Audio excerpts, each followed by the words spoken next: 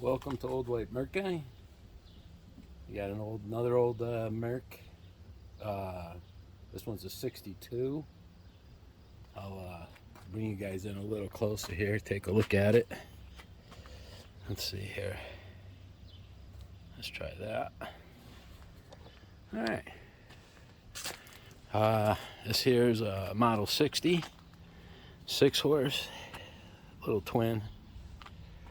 This thing's in really, actually pretty nice shape. These motors were, in my opinion, were notorious for the paint. Really seemed like the paint would just go bad fast, but you can see up here, I know the camera really usually does it a lot of justice, but you'll see some different coloring here, some paint missing here. I actually bought this off of eBay. It's actually the only motor I ever bought off of eBay. It was in Connecticut. I had the bigger white Mercs that you guys are used to seeing, and I wanted one of these smaller ones, and this one came up $250.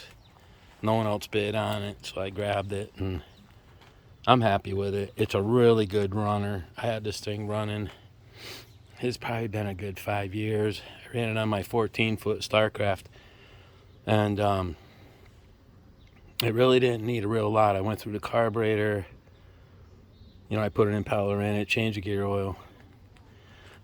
This here's a sticker where the 9.8, this was actually an emblem right here.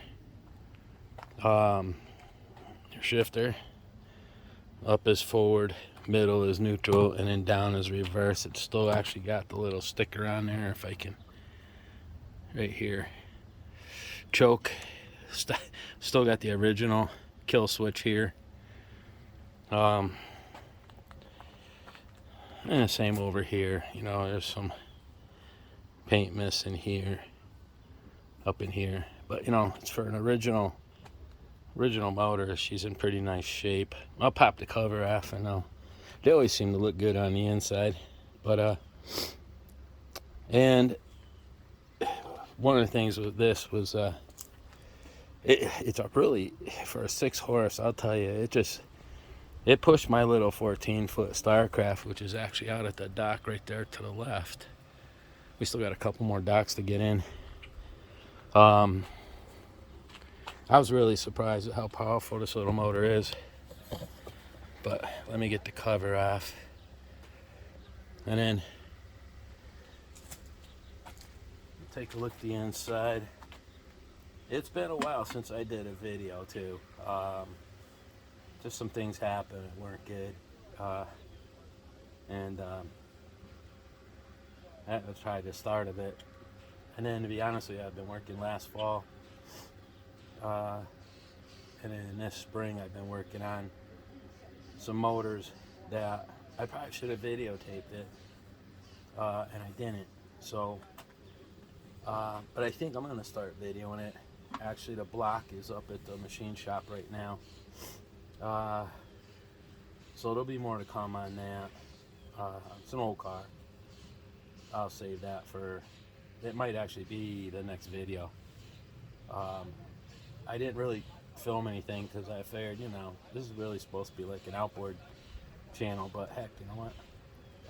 I like anything with a motor. As a matter of fact, if I can make it work, I got some video. The lake finally froze over where we had, I forget, started out around 11 inches of ice when we first went out there. One of the bars on the lake had what we call a snowdio. I don't know what they might call it somewhere else, but it's the first time I got to bring my SRX out in like 10 years. So I did the carbs and different things, and the thing ran really good. It ran really fast. As a matter of fact, there wasn't, I pretty much beat whoever was there, so, which is how that sled always used to be. But I figured 20 years later, 25 years later, I didn't expect it to go as good as it did, but it flies. So if I can get my son to help me, I'll get that either on the beginning of this video or at the end of the video. I got some short clips of us running it right over this way. I'll try to get that on there. But Anyway, let's get this thing off and go over a couple things.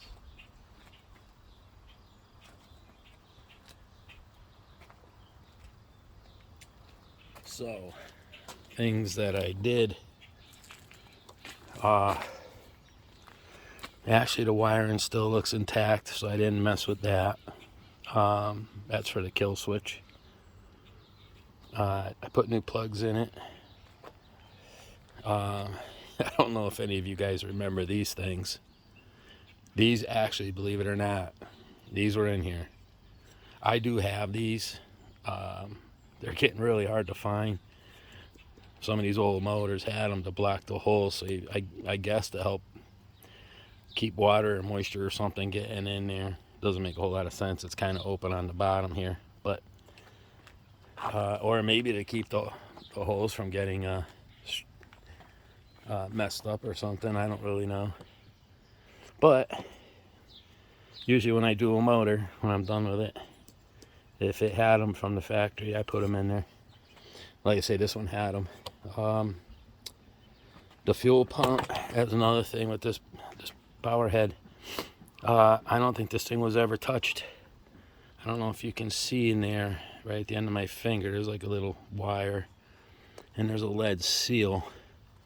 I don't know if I could pop it up a little bit. I guess you could kind of see it right there. Little round thing. Tells me this power head's never been apart. The little bolts on our fuel pump here, these have never been touched. You can tell now that the paint is chipped up from me rebuilding the fuel pump, but they had never been touched. This is just something I do for my fuel lines with these brass fittings. There's one on the bottom. I like these little green hose clamps. These lines wouldn't leak without those on there. I got the barb fitting connectors there, but it just dresses it up a little bit. It looks nice. Same in the back here. I got a connector in there. I don't know if you can see it, but anyway, something a little different. Carburetor, I rebuilt this carburetor, and the mixture screw, low speed mixture screw, is on the side here, which is kind of different. I've never seen that. Usually they're up right in this hole here. And then of course this has got a fixed jet, which we're not gonna be able to see. It's down on the bottom down there. It's behind this black wire, but anyway. So I cleaned the points on it. I rebuilt the fuel pump, carburetor, changed the gear oil. I put an impeller in it. One thing I might check, rather than pulling this filter cover off, I might pull the fuel bowl cover. It's 2 screws if I can get at that screw. The reason I would do that, these gaskets usually don't rip or anything. While in here, this is cork. There's a cork gasket in here, and they tend to get busted up real easy. So I might just do it from here. And besides, that way if I can get at the float, I can take a look in there and see, make sure it's clean. I can't imagine there's much in there. I didn't probably maybe put 15 hours on it or so, and then I put it away.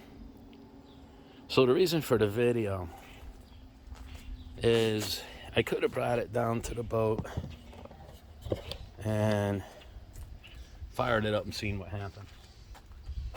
But I thought it'd be good to do a video, and I'd like to make sure that the impeller looks okay. It's been sitting every once in a while when I walk by it. How often is it? You know, twice a year.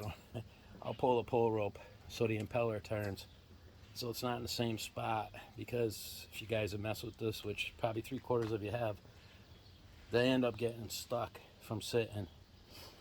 And to me, it's like there's no sense to haul the thing down the stairs, 2 flights of stairs, put it on the boat, fire it up to find out it's not pumping enough water. It's only 2 bolts, get the lower unit off, and we'll see what it looks like. Now, unfortunately, a few things have been going on here with Merc. here's the impeller that this takes. 47-22748. See, this one was made in May of 07. I got some newer ones. I actually went and picked one up on a local marina this morning. He had one in stock. It was made in 2018. And we went on the Mercury site, and because I was on marineengines.com and it said unavailable. It didn't say NLA, but it said unavailable. So that tells me there's a good chance they're not making them anymore. So I checked over at the marina and he pulled it up, and sure enough it said NLA. I didn't notice if they had any of them left, but I don't think they did. So luckily Sierra makes them. I think there's some off-brand Chinese ones too that you can find for like 10 bucks. And then I got this one here. There's the Mercury number 47. I don't know if that's better. There's a Sierra number. That's the new number, 18-3012. These go up to 65, and then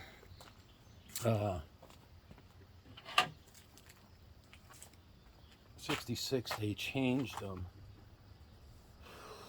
I don't have the number in front of me, but I think it's like 89991 or something like that. There's a couple different ones actually. There's one that's a real oddball one that you hardly ever see. And instead of 8.1, it's 8.2. But I got some motors that take those too.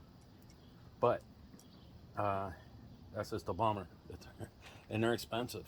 The retail is like $32. The other thing I found out a little while back, looks like I got the last coil for these style motors, the 62 and older. The ones that are, it'd be 398. That's the number. It's 398. Shoot, can't think of it. I'll think of it here in a minute. Oh, there's one's 398-173 or 174. I think the coils are 173. They're out of stock. They don't have them anymore. As a matter of fact, when I ordered, I think it was last fall, they had one left. I got the last one. So can't get those anymore.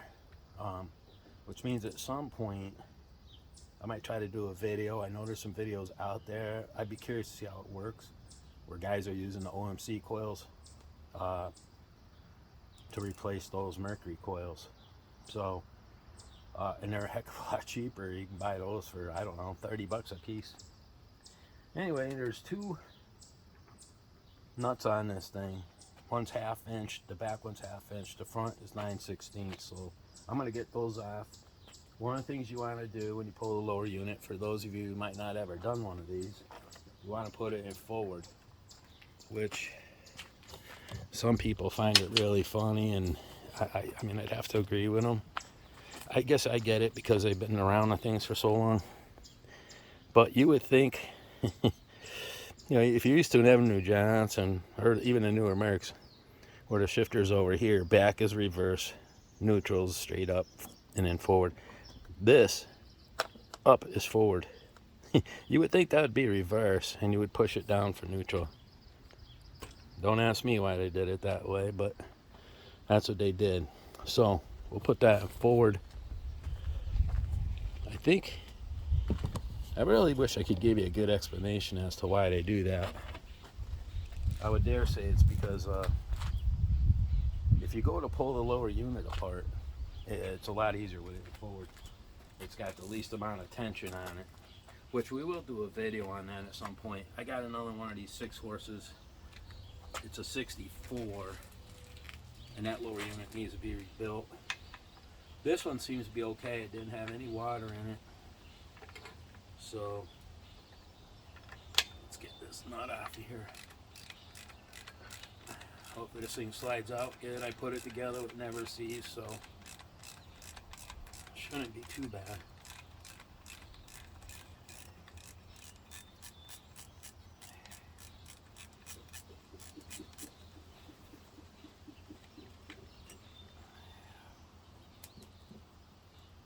There's that one.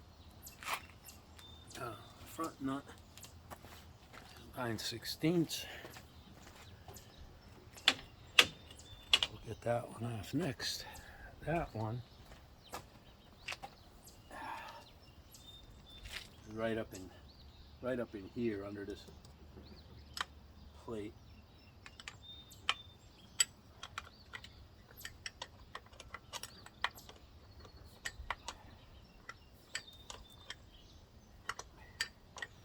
And you got to take the back one off. This nut won't come off. You'll have to pull the lower unit down some to get the nut off.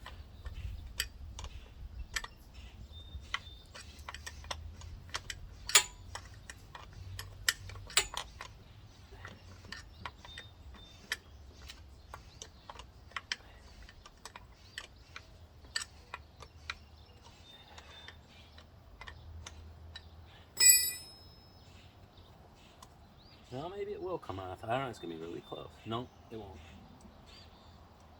Okay, so let's scooch around here.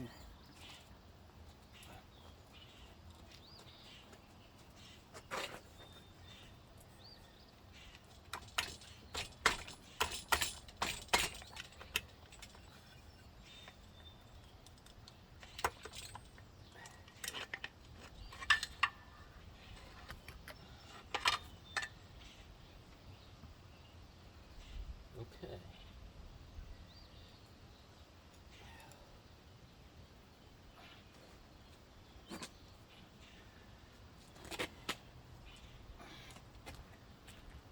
All right. Hard to tell on the top here, but I always put some never sees on the top here.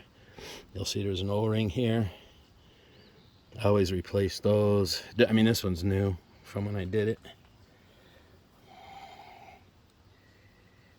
And you'll see on the shifter splines, I had put some never sees on there. And then there's a little,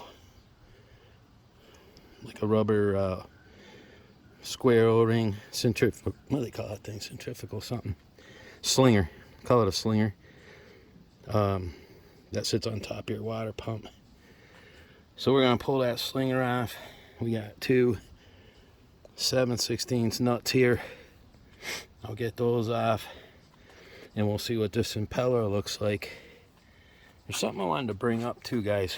I had this happen years ago where, I wonder if I can turn this. This happened years ago. I had a 9.8. I still have the outboard. It was a 64. And let's turn this like this. I was having a heck of a time getting the thing apart. So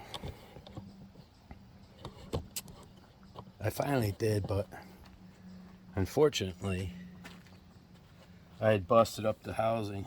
I had a screwdriver in there, which I really shouldn't have been doing.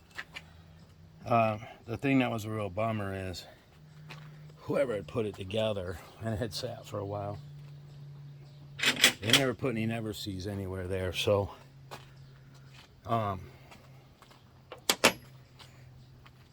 drive shaft basically stuck in the crankshaft of the motor, or the engine, whatever you want to call it. There we go.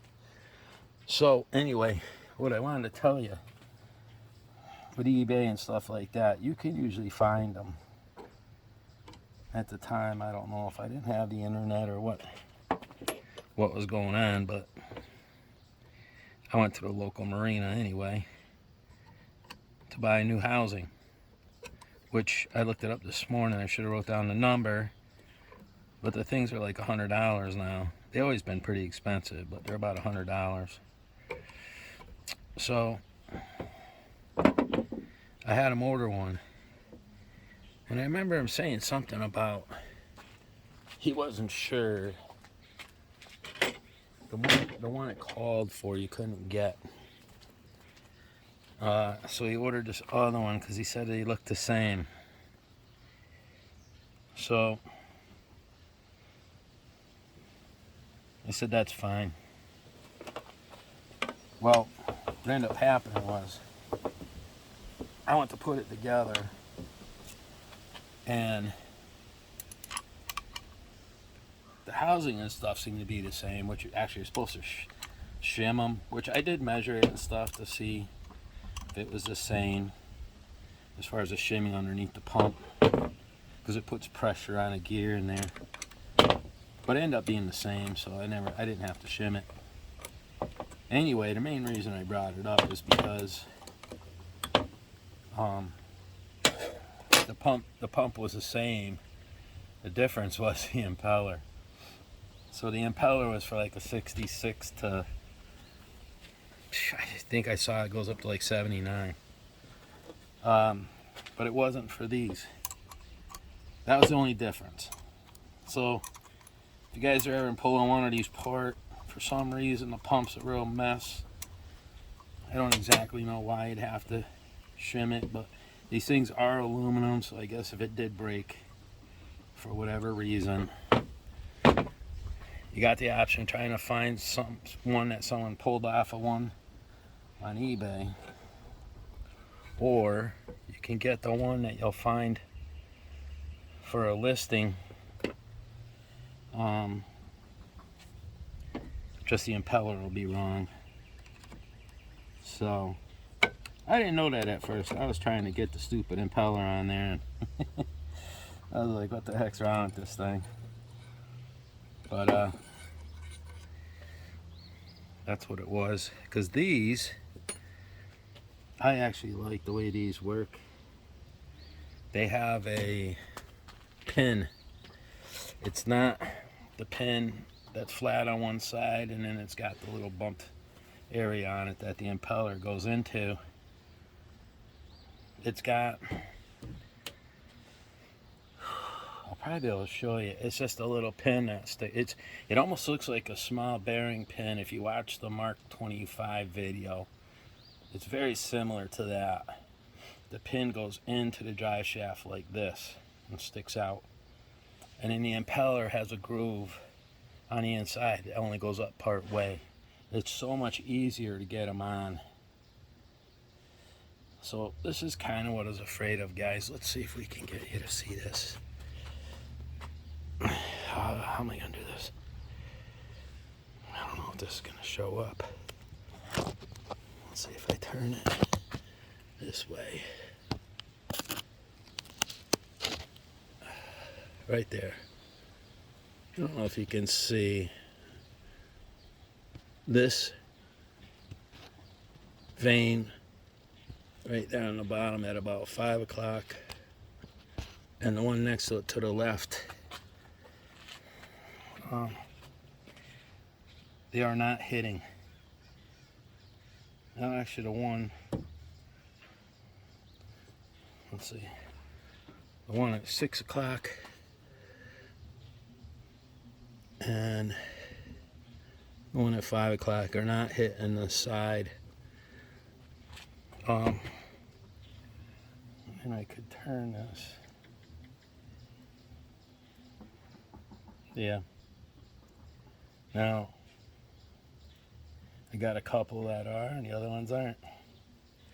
I knew I had a bad feeling that was going to happen. So I'll see if I can get that off of there. So that's the problem, guys. I know there's some guys that they replace these every year, which, in all honesty, if you use a thing that much, it's not a bad idea. I mean, I got so many of these things. I try to run them every year, but it just doesn't always work out that way. I don't know, hopefully you can see this. I should try to back it up a little.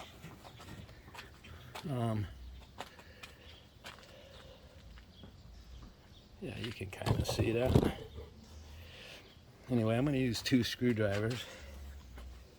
And I'm going to try to see if I can pry this up without hurting pump it all.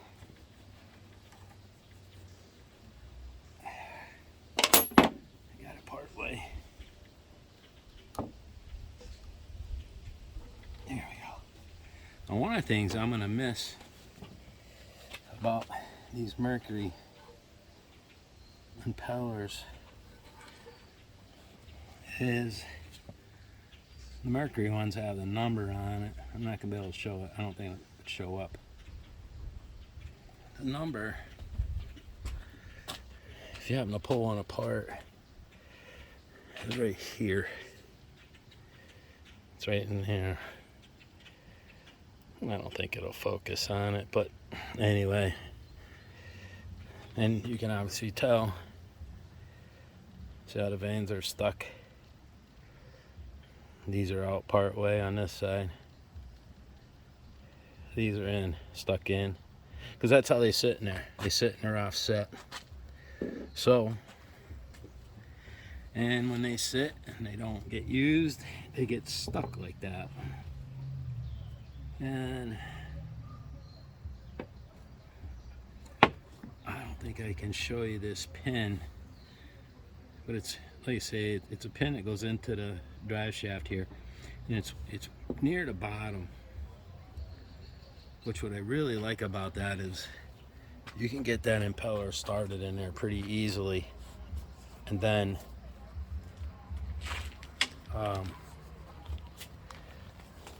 you can have it like almost 3/4 of the way in there, and then all of a sudden it'll catch. I mean, you just push it straight down. One of the things I forgot is to bring out some grease. I got the never sees, but I usually put a little grease on the impeller. Let's see if you can see the little notch in here. You can see it right there, right at the end of that vane. See how it's just a notch? It doesn't, it's the next one that came out is the same size as this, but it's got that notch going all the way through from top to bottom. So, like I said, I just like these better, but let me get some grease.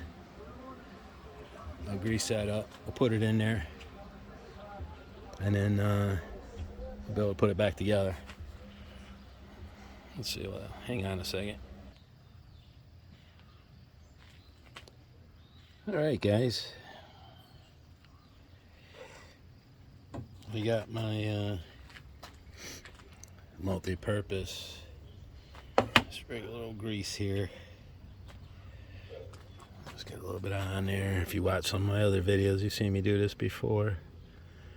I just like to put a little on each vane here. You know, if you put it back together and the thing sits for a little bit, or if you could turn it, you know, if you're gonna be turning it over, like, actually I gotta double check the spark on this one. It should be fine, but there. But still, I'll be spinning it over so this way it's not dry. And then what I do is I'll put a little on the top too, and the bottom. Let's grab just a little bit more here. Yeah, I'll put a little bit on there. Actually, that's the bottom. So,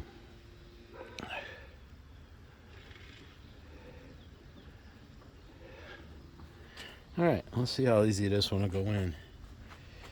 So, what I do, and I do this on the newer ones too, this vane right here is where the notch is. So, I'll take a look at this pin, which is right at about 11 o'clock. So, let's see, I'm gonna put this right here.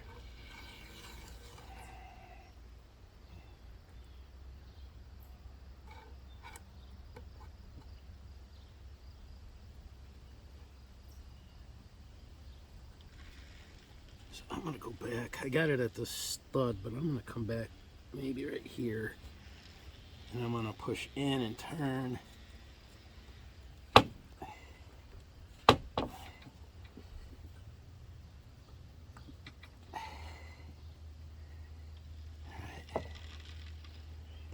Turn so it starts going down in there.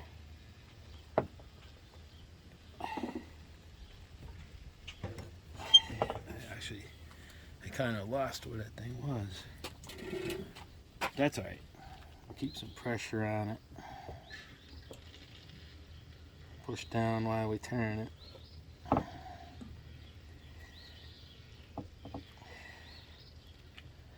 This would be much easier if I should build like some guys have that wood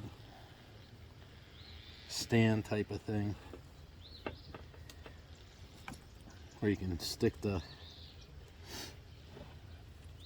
have a lower unit like this.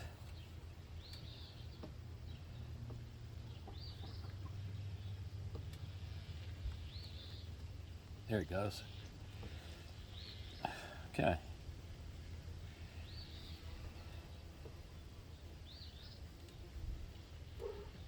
Alright, that's down all the way. Then we got our cover, which looks like it's in pretty decent shape.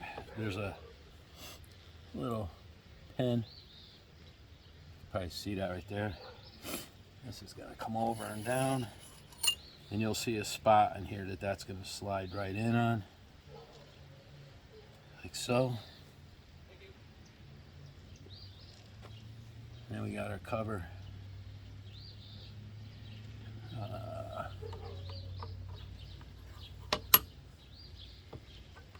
Just like that.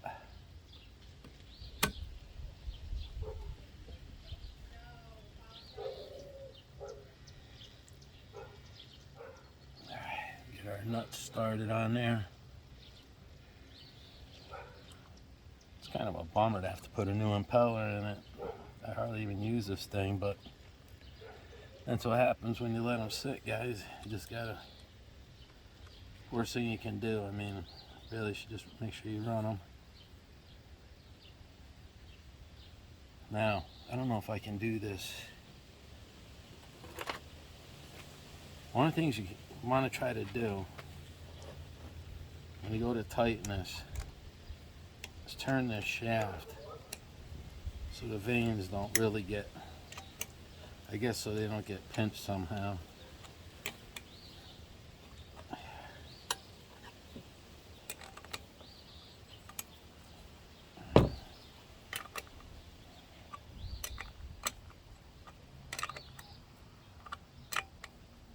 At least till you get it snug. And then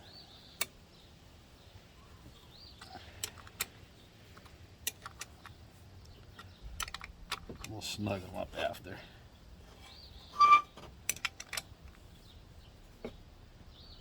Okay. So, now I'm just going to snug this.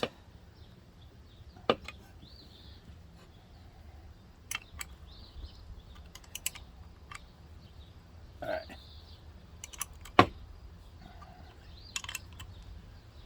Okay. Now, I got this off. Let me show this to you guys. We got our slinger here. Still pretty pliable and whatnot. I don't think I really got to change it. I'm sure I changed it on the last one. I always do. Especially when something's been sitting for a while. I'll slide that down. And just slid it right down the shaft right on top of our pump. Then we got our O-ring. If I don't remember right, I think the number's like 48171, I forget now. But if you go on a website, really I find a good website is marinengines.com is a pretty good website for, they'll show a diagram and all that stuff. And I mean, they sell the parts too. Matter of fact, they had the Sierra impellers in stock. I know that. So we got our new impeller in there, and I just wanted to show you the old one again, so you can kind of see the difference. How, you know, this here should really be virtually almost straight out. And I've always been told, I think you can't do it on this one. The one they made after this one, you can flip it over, but they say not to do that. This one you can't do that because it's only got the notch on one side. But anyway, you can see how that's stuck. These things, you know, theoretically it almost needs to flex straight out. And then when it gets to the other side, it'll bend in like that. So anyway, that thing's trash. Now, we do have, I don't know if any of you guys noticed this, when I pulled this out, there should be a tube right in there. That goes into the water comes up out of here, up into that tube. And there's a plastic tube that goes in here that helps you line that thing up. So what I'm going to do is I'm going to turn you guys back over this way, because we're going to slide this thing up in there. And I got to fix this thing up a little bit here. Yeah, it's not bad. Okay, let's tilt this up.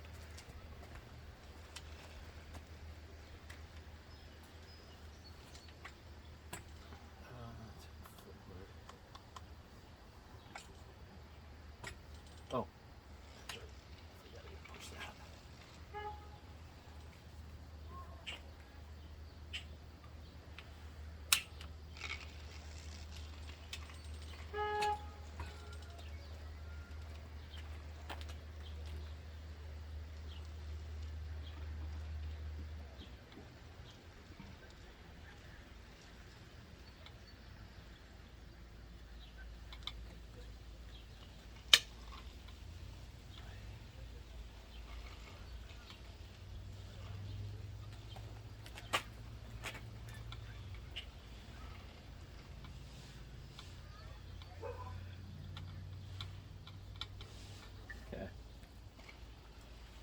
That was interesting. So our little rubber seal that goes in our water pump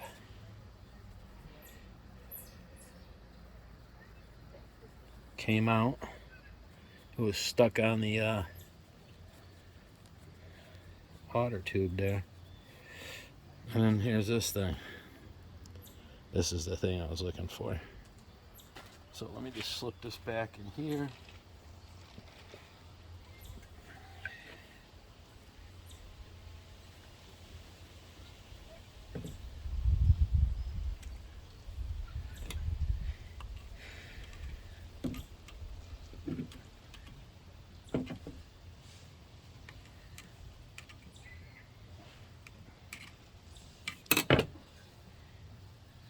All right.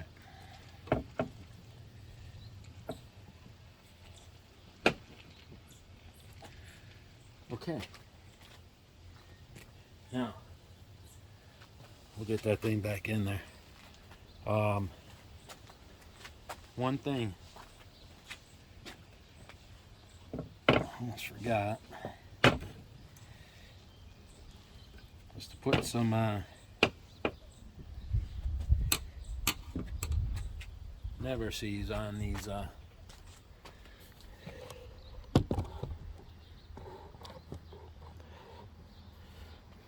ends over here. Let's see. I'll tilt it up.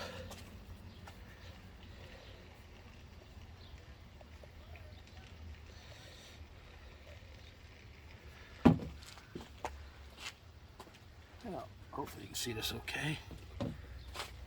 Put a little on our shift lever here. This is thin coat. And then we'll do the same on the drive shaft here. So when we go to slide this in, probably one of the first things, as I recall, that we're gonna have to line up is our water pickup into this piece here. Then, once we get close to having it all the way in, we might have to turn the prop, turn this shaft a little bit to line up with the crank. So, let's see here.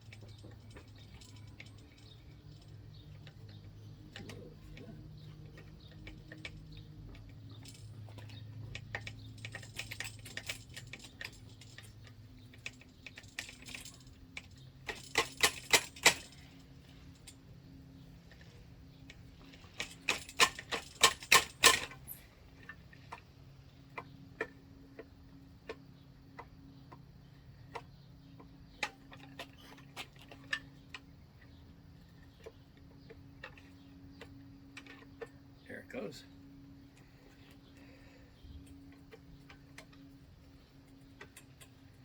It went right in.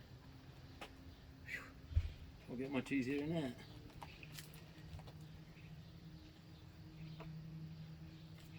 Except for this.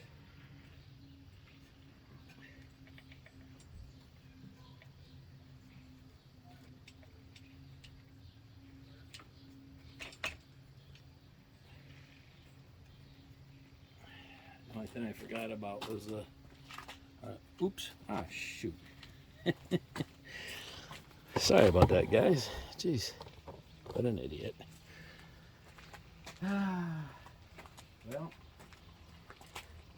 I gotta pull it back part way anyways. That was stupid. I forgot to turn the camera. Alright. Well, let's try that again, because I forgot about this pickup. So anyway, I was saying, you gotta line up your water pickup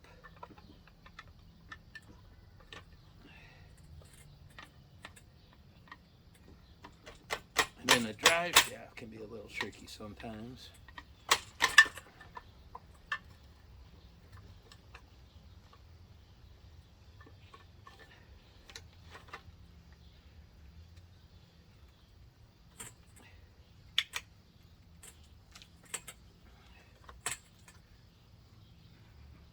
There you go.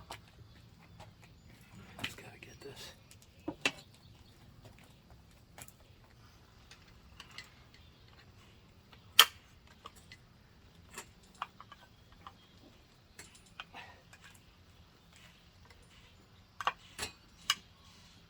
Okay.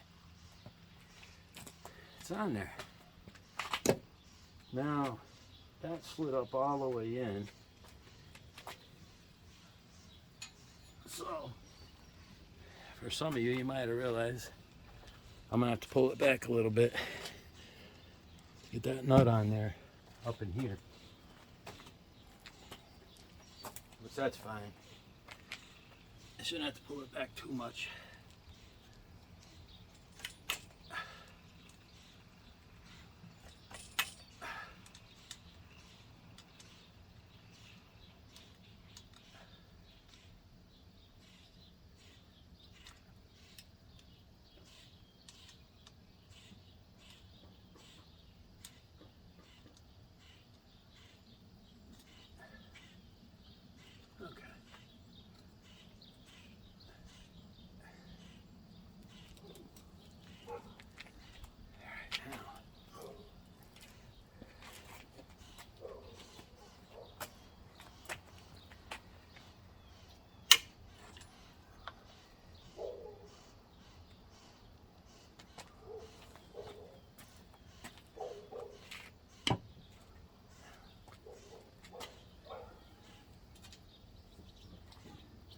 Now I'll get this one started.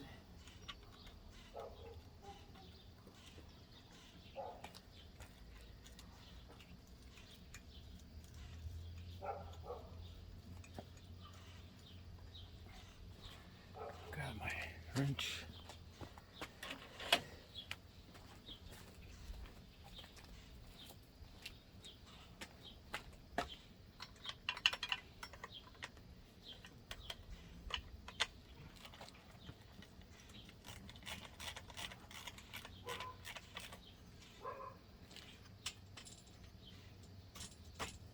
Oh, guys, while I think of it, whatever you do, don't ever force it in there. It should, for the most part, slide right in there. Obviously, sometimes, yeah, you gotta fight it, but don't ever get it part way and just start cranking on the bolts and force it in there, because you're gonna, very good chance you're gonna ruin something. And you don't want to do that. It's getting harder and harder to get parts for these things, so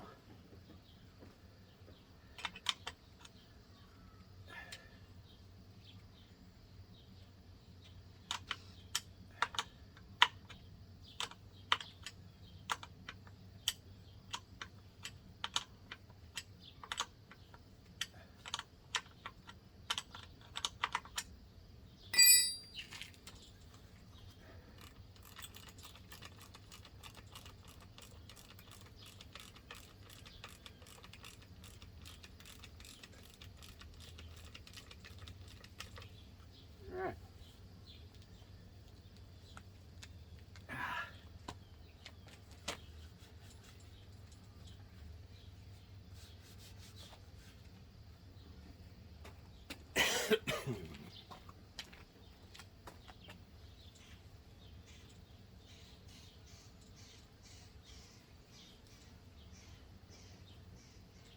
Get my paw prints off of there, in case this was a customer, which I really don't do this stuff outside of just my own stuff, except for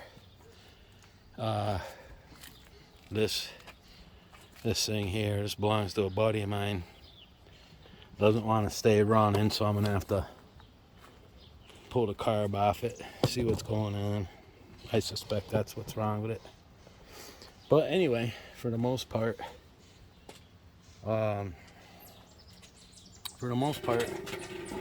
that's how you do the impeller on these old ones now. That impeller is about roughly 61 to 65. The 6-horse might have went another year later, I'm not sure. Like I say, if you look it up on the website, it'll tell you which one. And then if I can make it work, I'll get there's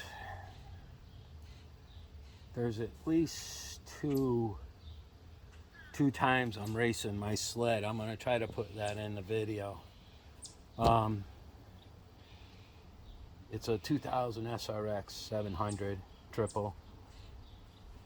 The sled is basically, it's got a clutch kit in it. The heads have been shaved. It's got, well, actually at that time, back 25 years ago, with the head shaved and clutch kit, and that was pretty much it. I don't remember if I had the chisels in it at the time. I might have, for studs. It would run like 660 feet. It was running like 685 at like 101 miles an hour, somewhere in there. Since those days, I put a reed spacer kit in it. It's now got, I believe it's a 38, if I remember right. 38 stock millimeter carbs are 33s. It's got 38s on it. They're off a Mach Z 800. So I got those on there. The reed spacer kit. Changed the clutching up a little bit. Did some work to the suspension. That's the biggest thing. At some point, I might do some kind of a video on that, but the thing hooks up really well. It's got like a speed track on it, 192 chisels. So if I can get these videos on there, when you'll see them both times that I race, I'm going to race a Skidoo and the other race is another SRX. That's a 99, I believe. And I let him take off first because he was spinning like crazy. But both times I'll be closest to the camera. And usually I know when I'm racing the Skidoo, you'll see me, again, I'm close to the camera, and you'll be able to tell. I think it was 4 sleds lined up for that one, and you'll see I shoot out right away. Any of you guys that ever drag race or play around drag racing, whatever, you'll know, usually the whole shot. The guy who was running with the Skidoo, I believe that's a Mach Z800 he's got in that sled, and it's had work done to it. And he said he was pulling on me, but I was just getting him out of the hole, and there wasn't, we were running roughly 660 feet. No one really marked it off, but they're kind of cool videos. They're quick. It'll go by quick, but it was just a lot of fun to have my boys out there with me. It was just a great day in February to have them out there with me. And my older son actually ripped the other sled. That's a Yamaha SRX 2700. But anyway, we just had a great time, and it was just great to have it back out, see a lot of old guys that I used to race with 25 years ago, and see them back out there. It just was a lot of fun. So it was just too bad it took that long for the lake to freeze up. It's been 10 years since I had it out there. At any rate, so what I got to do here is we got the lower unit on. I'm probably going to end up just taking a peek in that carburetor. I'm sure it's going to be clean as a whistle, but I'm just going to make sure. And then I'll have my younger son, give me a hand. We'll get it on the boat. We'll do a video firing this thing up and running around the lake a little bit, so you guys can see that.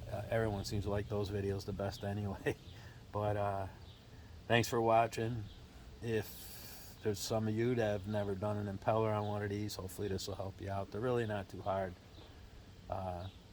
There's really not much. Just remember, put it in forward. And from there you're pretty much all set. Anyway, thanks again, guys. And if you get a chance, like, subscribe. It helps us out a lot. We get more views that way. And like I say, hopefully it'll help someone out with doing their impeller. And we'll see you on the next one. Actually, the next one is, I'll grab the camera. And the next one's going to probably be running a 6-horse, but we're going to come back to this here. We got a lot of you guys seem to like this motor. You're not going to recognize it sitting like that probably, but this is our 56 Mark 25. I actually started the video on this last summer, and like I say, some things happened that just really set the family back, and it was a tough situation. But anyway, I'd been running this to break it in, and it developed a skip. So I got a video I started. I'll finish that up, putting the coils in there, and we'll get that one back out on the lake and get that one running. And there'll be plenty of other ones to run. So, all right, guys, take care. Have a good one. Enjoy your summer, and we'll see you on the next one. Thanks.